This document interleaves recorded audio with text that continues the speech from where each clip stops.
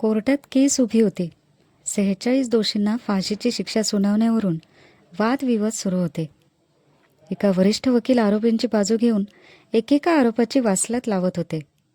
इतक्यात त्यांचा सहाय्यक आत आला आणि त्याने एक कागदाचा चिटोरा वकील साहेबांना दिला.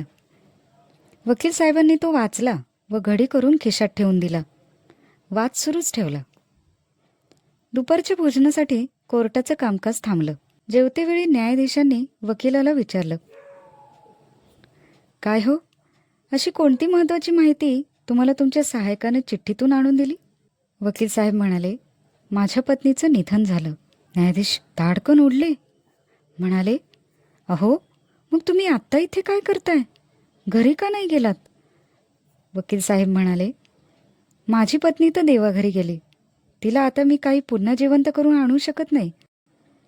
पण ह्या 46 स्वातंत्र्य सैनिकांना जीवदान मिळावं, त्यांना मृत्यूनं गाठू नये, यासाठी प्रयत्न तर नक्कीच करू शकतो आणि तेच मी करतोय.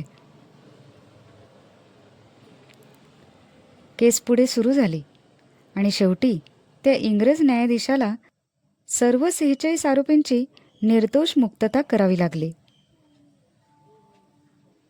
हे वकील साहेब होते भारताचे पोलादी पुरुष, आयर्न मॅन, सरदार वल्लभभाई पटेल. आज त्यांची जयंती. त्यांना माझ्याकडून शतशः नमन.